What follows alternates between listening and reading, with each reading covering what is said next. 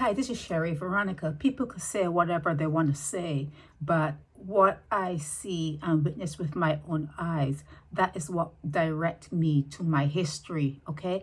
And they cannot say one thing in books and then the history that I'm looking at in the world is different. That's why I say I do not trust and I do not believe what's in the history books, because it's different than what I see in nature, okay? So when these two people here are having this conversation, I've already told you that before. You don't study history to believe it. You study history to see the lies that are being told, and you always have to come with your own position on anything in life. Anything in life, you have to come with your own position. Now, let's talk about Haiti.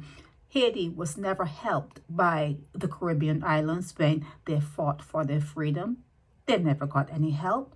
Let's talk about Cuba. When Cuba got into trouble, Barbados profited from Cuba getting into trouble and the people who vacationed, because Cuba was the spot.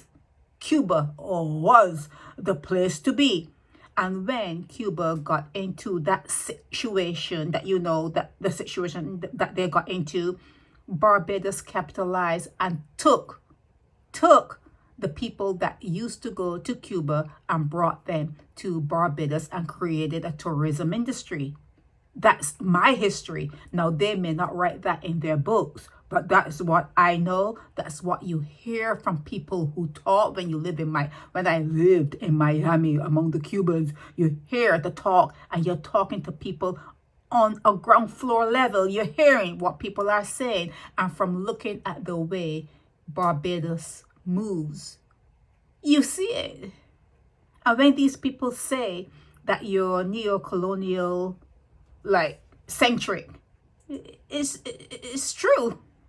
It's true. You still have people talking about sir, and you still have people talking about dame, and you still have people talking about king's council, queen's council. You're very, very much tied to your colonial masters. And now they're saying here, this lady is saying that if she were to rule Haiti, she will pull away from CARICOM because CARICOM is not offering Haiti anything. And then she talks about Mia Mottley. She says that Mia Mottley is a third-generation politician, and she's slated to be what? She's slated to work for the UN, the top person at the UN in what, 2026? That's the year coming or whatever.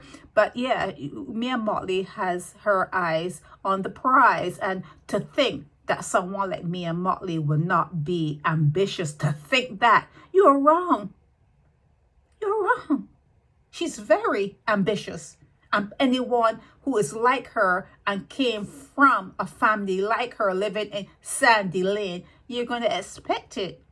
You should expect it. So when you are talking in a way that you think that Mia Mottley could actually like you and, you know, be like you and be poor and, you know, just be like down to earth, you're delusional. It's delusions, you know, and I call it for what it is. I'm not saying that I don't like Mia Mottley for Barbados. I'm just saying that you suffer from delusions if you think she likes you. If you think that she's put you on the map. Mia Mottley has the ability to put you on the map and maybe increase tourism to the island and do other things. Yeah, she may put you in a lot of debt too. But where else are you going to go? You're going to become like Haiti? Or you want to become like Cuba? No, you don't. You don't have the, what you call testicular fortitude. You don't have that. You don't have that.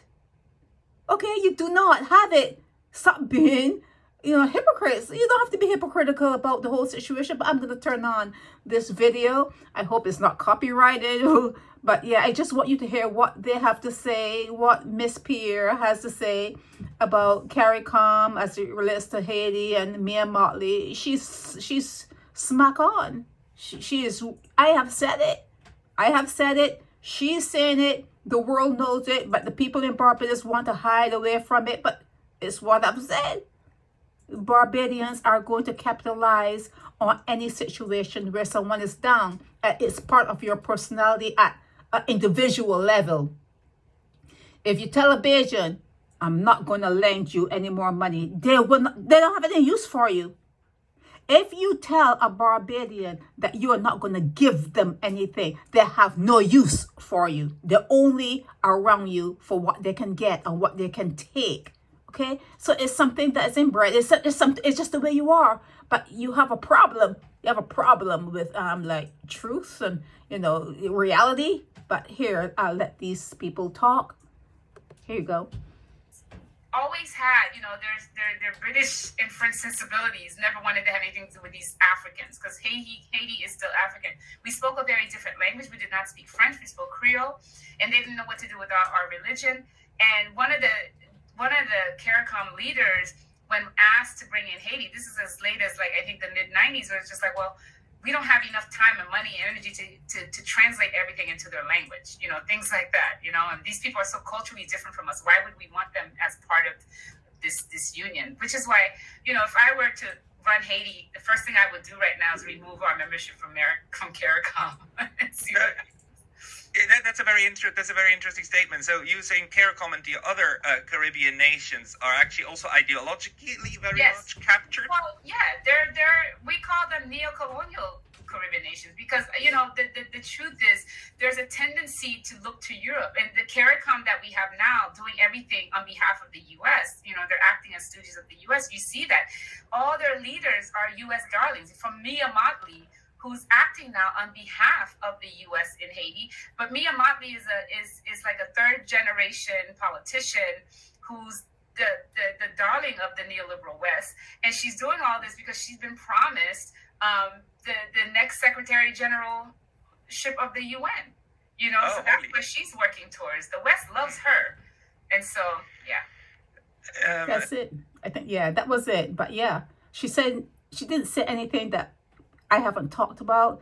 She didn't say anything that you should not know. In fact, even before anyone talked about the UN, I saw how Mia Mottley was moving with Biden, holding his hands, coming out of meetings, holding Biden's hand. I said, oh, she has her eyes set on the UN. And I actually said she will fit in there very well. Mia Mottley will fit in that particular position very well. I think I was the first to say that.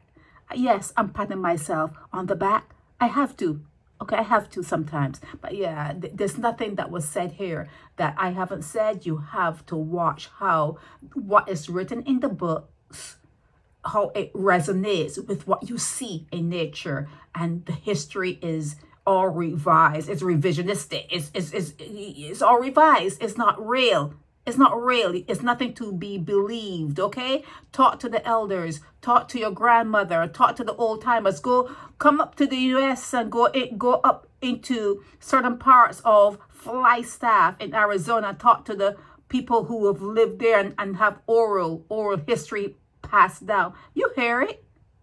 You hear it. But you have to travel. You have to make effort to travel and to speak to people and to talk to people. You hear it. You hear it all the time.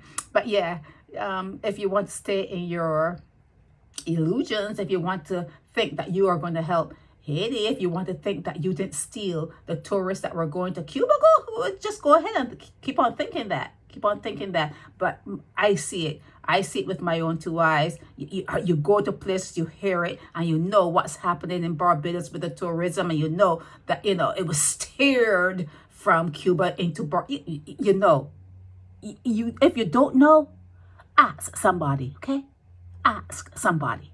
This is Sherry Veronica.